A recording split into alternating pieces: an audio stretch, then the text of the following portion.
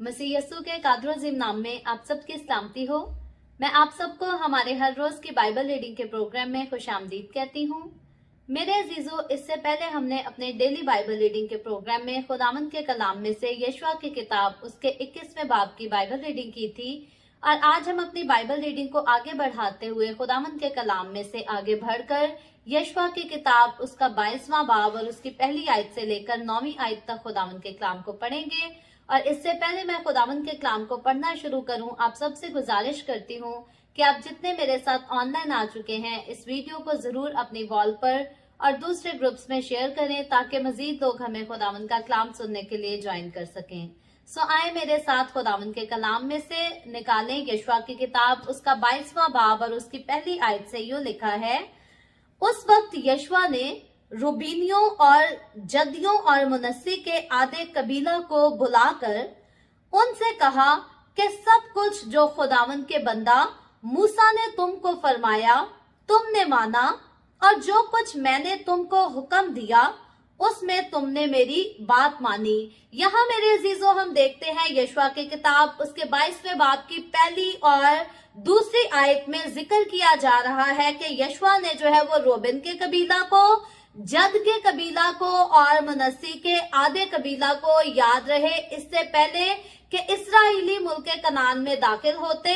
मुल्क कनान में दाखिल होने से पहले यरदन के पार जो है कुछ इलाके ऑलरेडी इसराइली फतह कर चुके थे और उन इलाकों को जो है वो रोबिन के कबीले, जद के कबीले और मनस्सी के आधे कबीले में जो है वो बांट दिया गया था। लेकिन हुआ क्या था कि जब अभी बनी इसराइलियों ने मुल्क कनान में दाखिल होना था और जब खुदावंद ने अपने बंदा मूसा के वसीला से ये इलाके जो थे रोबिन, जद और मनस्सी के कबीला को दिए, तो उसी वक्त ये बात तय हो गई थी मूसा की तरफ से कि जब इसराइली मुल्क कनान को फतह करने जाएंगे तो इन कबीलों के मर्द जो हैं वो उनके साथ जाएंगे और उनकी मदद करेंगे जंग करने के लिए और मुल्क कनान को फतह करने के लिए। सो अब हम यशवा की किताब में 21वें बाब तक पढ़ चुके हैं कि मुल्क कनान जो है वो फतह किया जा चुका है। इसराइलियों ने खुदा के जोर के साथ, खुदा की कुदरत के साथ जो है इस मुल्क को फतह किया और अब ये मुल्क उनकी दायमी मलकियत हो चुका है। और अब यही वक्त है कि रोबिन के कबीला के लोग, जद के कबीला के लोग और मनस्सी के आधे कबीला के लोग जो हैं वो वापस फिर से अपने खानदानों को वहां पर लौट जाएं जहां का मुल्क, जहां के शहर उनको रहने के लिए दिए गए हैं। सो यशवा जो है इनको बड़ी खूबसूरती के साथ रवाना होने का हुक्म देता है और इनकी तारीफ भी करता है इस आयत में और इनकी जो है वो हौसला अफजाई भी करता है कि जो बात मूसा की मार्फत तय की गई थी इन कबीलों के दरमियान और इसराइलियों के बाकी कबीलों के दरमियान और खुदा के दरमियान, इन कबीलों ने यानी कि रोबिन के, जद और मनस्सी के आधे कबीला के लोगों ने जो है वो मूसा की बात को मानी, उसको तरजीह दी, उसको इज्जत दी और फिर यशवा ने जैसा जैसा उनको हुक्म दिया उन्होंने ठीक वैसा ही किया। तो अब तीसरी आयत में आगे चलकर देखे लिखा है, तुमने अपने भाइयों को इस मुद्दत में आज के दिन तक नहीं छोड़ा बल्कि खुदावंद अपने खुदा के हुक्म की ताकीद पर अमल किया है। यहाँ पर यशवा जो है इन तीनों कबीलों के लोगों की तारीफ करता है कि ना तो इन्होंने मूसा के हुक्म को रद्द किया, ना इन्होंने यशवा की बात को टाला, बल्कि जैसे हुक्म इन्हें खुदा की तरफ से दिए गए इन्होंने ठीक वैसे ही खुदा के हुक्मों पर अमल किया।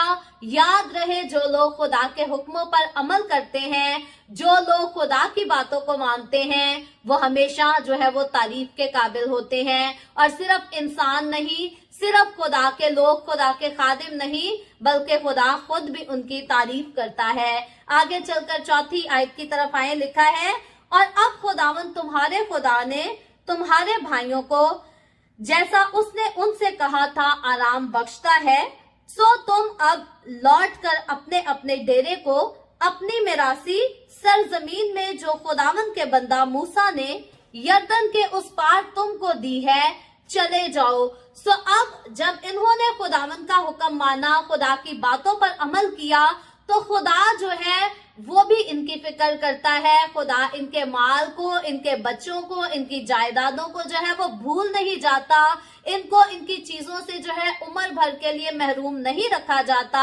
बात सिर्फ इतनी थी कि इन्होंने अपने भाई इसराइलियों की मदद करनी थी ताकि मुल्क कनान को वो हासिल कर सके। और जब इन्होंने खुदा के हुक्म पर अमल किया तो खुदा भी इनकी फिक्र करता है। और अब यशुआ की तरफ से जो है इनको वापस इनके घरानों की तरफ लौट जाने का हुक्म दिया जाता है। इस बात को कभी ना भूलिएगा, अगर हम खुदा के लिए कुछ बोते हैं तो खुदा हमारी फिक्र करता है, खुदा को हमारी परवाह होती है और खुदा कभी भी जो है हमें बरकतों से, खुशियों से जो है वो महरूम नहीं रखना चाहता। सो खुदा जिस तरह से यहाँ रोबिन के कबीला की, जद के कबीला की, मुनस्सी के आधे कबीला की फिक्र करता है, इसी तरह खुदा आज मेरी और आपकी भी फिक्र करता है। मुमकिन है कि आज हम अपनी जिंदगी के ऐसे मरहले से गुजर रहे हों जहां हमें कामयाबी की कोई जो है वो गुंजाइश नजर नहीं आती, कोई किरण नजर नहीं आती खुशी की। लेकिन याद रखें, खुदावन पर ईमान रखें, खुदावन पर यकीन रखें और खुदावन की वफादारी करने से जो है वो बाज ना आए। क्योंकि अगर हम खुदा के वफादार रहेंगे तो खुदा जरूर हमें वो खुशियां देगा जिनके हम हकीकी तौर पर हकदार हैं। और खुदा अपने वादों को हमेशा पूरा करता है, कभी भी खुदा वादे कर भूलता नहीं। और ईमानदारों के साथ खुदा का एक नहीं बल्कि बेशुमार वादे हैं। हम खुदा के किस किस वादे का जिक्र करेंगे और किस किस को झुठलाएंगे। खुदा के वादे बेशुमार हैं और वो सारे ही उसके मुकद्दस लोगों की जिंदगियों में पूरे होते हैं। लेकिन याद रखें, ईमानदारों की वफादारी के बायस और खुदा के वक्त के साथ हम अपनी मर्जी से, दौलत के साथ भी वक्त से पहले कामयाबी को नहीं हासिल कर सकते, शोहरत के साथ लोगों को इकट्ठा करके भी नहीं हासिल कर सकते। लेकिन जो वक्त खुदा की तरफ से हमारे लिए, हमारी कामयाबी के लिए मुकर्रर किया गया है, वो उसी वक्त पर हमें कामयाब करता है। और उसकी कामयाबी जब हमें मिलती है, उसकी बरकतें जब हमें मिलती हैं, तो वो उसके साथ जो है उनमें दुख शामिल नहीं करता। आगे चलकर 5वीं आयत की तरफ आए तो लिखा है, फकत उस फरमान और यशवा और शरा पर अमल करने की नहायत एहतियात रखना जिसका हुक्म खुदावन के बंदा मूसा ने तुमको दिया। अब यशवा इससे पहले जो है रोबिन, जद और मनस्सी के आधे कबीला को रुखसत करे, वहां से जाने के लिए कहे, उनको सी ऑफ करने का टाइम आए।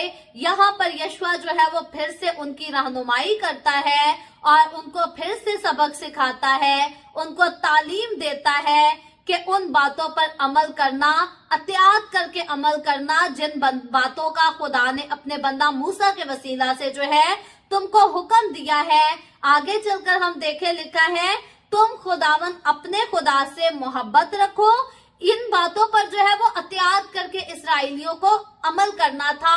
और हम सिर्फ इसराइलियों का नहीं कह सकते, इसराइलियों को अमल करना था। लेकिन आज मैंने और आपने, हमारे लिए जरूरी है कि हमने आज भी इन बातों पर एहतियात करके अमल करना है। बनी इसराइलियों के साथ तो मुल्क कनान का वादा था, मेरे और आपके साथ जो है वो ज्यादा खूबसूरत वादा, जो कि नए आसमान और नई जमीन का वादा है, जलाली बदन देने का वादा है। और मेरे अजीजों, इस वादे को अपनी जिंदगी में अगर वाकई हम पूरा होते हुए देखना चाहते हैं तो खुदा के इन हुक्मों पर मुझे और आपको वैसे ही एहतियात करके अमल करना है जैसे यहाँ पर इसराइलियों को सिखाया जा रहा है। लिखा है, तुम खुदावन अपने खुदा से मोहब्बत रखो। मोहब्बत किए बगैर जब तक हम खुदा से मोहब्बत नहीं रखते तब तक हमारा दिल नहीं करता कि हम उससे दुआ करें, उसकी इबादत करें, उसकी सिताइश करें, उसकी शुक्रगुजारी करें। और जब हम खुदा से मोहब्बत रखने लग जाते हैं, जब दिल में मोहब्बत की शुरुआत हो जाती है, तो फिर हम खुदा की शुक्रगुजारी से जो है वो बाज नहीं रह सकते, पीछे नहीं रह सकते, बल्कि चलते फिरते, उठते बैठते हमारे लबों पर जो है वो खुदावन की शुक्रगुजारी के अल्फाज होते हैं। और यही इस बात का सबूत होता है कि हम खुदावन से मोहब्बत करते हैं। लेकिन याद रखें, कुछ लोग खुदा की मोहब्बत को सिर्फ लबों तक रखते हैं मसीह की मोहब्बत को लबों तक रखना काफी नहीं मेरे अजीजों, हमें अपने कामों से इस बात को साबित करके दिखाना है। अगर हम खुदा से मोहब्बत करते हैं तो हम वही काम करेंगे जो हमारा जिंदा खुदा हमें करने का हुक्म देता है। हम उसके कलाम से ना दाएं मुड़ेंगे और ना बाएं मुड़ेंगे, बल्कि ठीक उसी राह पर चलेंगे जिस राह पर मसीह ने खुद हमको चल के दिखाया है। आगे चलकर देखे, लिखा है 5वीं आयत के अगले हिस्सा में, और उसकी सब राहों पर चलो। अब बात यही आ गई है, खुदा से मोहब्बत करनी है तो खुदा की सारी राहों पर चलना है और उसके हुक्मों को मानो और उससे लिपटे रहो। अब कई लोग कहते हैं कि खुदा के हुक्म मुश्किल इतने ज्यादा हैं, उनको कौन मान सकता है। खुदा के हुक्मों को मानने के लिए खुदा से मोहब्बत का होना बहुत ज्यादा जरूरी है। जब कोई शख्स किसी से मोहब्बत करता है तो फिर वो उसकी सारी बातों को खुशी से मानता है, उसकी फिर बुरी से बुरी बात भी जो है उसको पूरी करने में बोझ की तरह नहीं लगती, बल्कि खुशी से सब कुछ मानी जाता है। तो हमें इंसान को खुदा के हुक्म सख्त कब लगते हैं? जब हमारे दिल में खुदा की मोहब्बत नहीं होती। अगर आपके दिल में खुदा की मोहब्बत है तो फिर आपको कभी भी खुदा के हुक्म सख्त नहीं लगेंगे, बल्कि खुदा के हुक्म खूबसूरत लगेंगे, क्योंकि खुदा के हुक्म मुझे और आपको जिंदगी देने वाले हैं। ये हमारे लिए बरकत का बायस बनते हैं। इसीलिए खुदा ने कहा था, खुदा इस्राएलियों को बरकत देना चाहता था, बढ़ाना चाहता था, जिंदगी देना चाहता था, पाक रखना चाहता था। इसीलिए इनको पाबंद किया गया था खुदा से मोहब्बत करना, खुदा के रास्ते पर चलना और खुदा से लिपटे रहना, उसके सारे हुक्मों पर अमल करना। और लिखा है, अपने सारे दिल और अपनी सारी जान से उसकी बंदगी करो। इंसान कहता है, इंसान की अपनी लिमिटेशंस हैं, मैंने ऐसे वर्शिप नहीं करनी, मैंने ऐसे वर्शिप नहीं करनी। शायद हाथ जोड़कर बस गीत गाना या वर्शिप में खड़े रहना यही इबादत है। याद रखें, जो वर्शिप पूरे दिल के साथ, पूरी जान के साथ की जाती है, वो बंदा जो है वो फ्रीज की हुई किसी चीज की तरह वर्शिप नहीं कर सकता। ऐसे नहीं जैसे बर्फ की तरह इंसान जम गया है, ना हाथ से ताली बजा सकता है, ना अपने लबों को खोल सकता है। पूरे दिल और पूरी जान से की जाने वाली प्रस्तिश जो होती है वो खुशी के साथ नाच झूम कर गाने और बजाने वाली प्रस्तिश होती है। और खुदा इंसान से इसी प्रस्तिश की तवक्को रखता है, ना कि हम बर्फ की तरह फ्रीज होकर खड़े रहें और क्वायर गीत गाती हो और हम आंखें बंद करके बस सुनते हो कि प्रस्तिश हो रही है। हमें जब भी खुदावन की तारीफ करनी है, हमें नाचते हुए, झूमते हुए, साजों को बजाते हुए, हाथों को बजाते हुए, नारे लगाते हुए खुदा की प्रस्तिश करनी है। यही खुदा हमसे चाहता है। और इसी प्रस्तिश के वसीला से आज तक दुनिया में बेशुमार ईमानदार जो हैं वो इस कदर मौजज़ात का एक्सपीरियंस करते आए हैं जिनको इंसान सोच भी नहीं सकता, तसव्वुर भी नहीं कर सकता। लेकिन जब हम अपने पूरे दिल, अपनी पूरी जान से खुदावन की प्रस्तिश करते हैं तो फिर खुदावन के मौजज़ात हमारी जिंदगियों में होना शुरू हो जाते हैं और खुदा भी खुश होता है। आगे चलकर 6ठी आयत में देखें तो लिखा है, और यशवा ने बरकत देकर उनको रुखसत किया और वो अपने अपने डेरे को चले गए। यशवा खुदा का बंदा होते हुए यहाँ पर रोबेन, जद और मुनस्सी के आधे कबीला को ब्लेस करता है, बरकत देता है और वो वहां से रवाना होकर अपने कबीलों को चले जाते हैं। 7वीं आयत में आगे इस वाक्य के बयान में लिखा है, मुनस्सी के आधे कबीला को तो मूसा ने बसन में मिराज दी थी, लेकिन उसके दूसरे कबीला को यशवा ने उनके भाइयों के दरमियान यरदन के इस पार मगरिब की तरफ हिस्सा दिया। मुनस्सी का आधा कबीला जो है वो यरदन के पार और आधा कबीला यरदन से दूसरी तरफ मुल्के कनान में आबाद किया गया।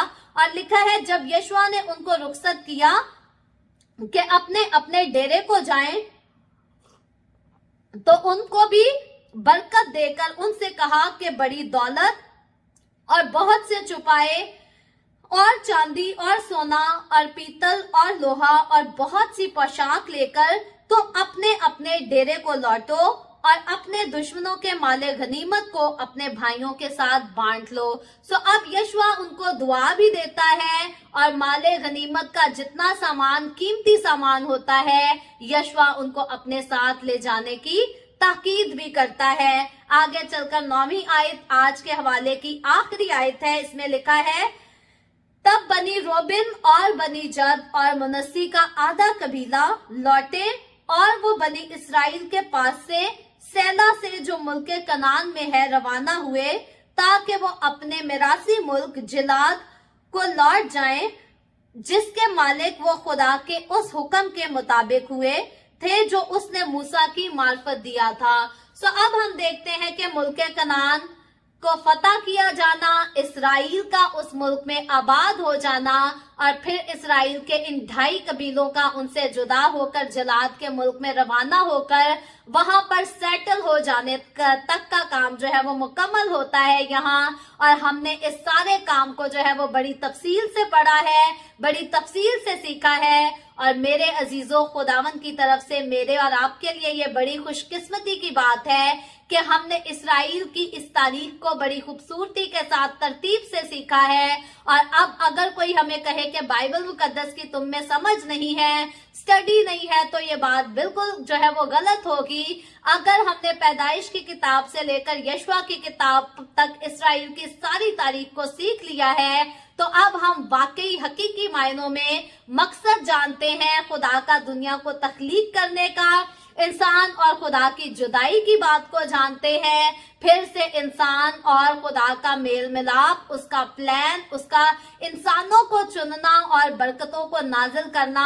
अब हम इन सारी चीजों को बड़ी तफसील से सीख चुके हैं और मेरी दिल से दुआ है कि खुदावन मुझे और आपको, हम सबको तौफीक दे कि जो कुछ हम हर रोज अपने डेली बाइबल रीडिंग के प्रोग्राम में सीखते हैं, एहतियात करके इस पर अमल कर सकें और खुदावन की हजूरी में मकबूल ठहर सकें। खुदावन आज के कलाम के वसीला से मुझे और आपको, हम सबको बहुत बरकत दे। अभी हम दुआ करेंगे और इससे पहले मैं दुआ करूं, आप सबसे गुजारिश करती हूं, आपके पास कोई भी प्रेयर रिक्वेस्ट है तो आप नीचे कमेंट में लिख सकते हैं। आए हम सब दुआ करेंगे।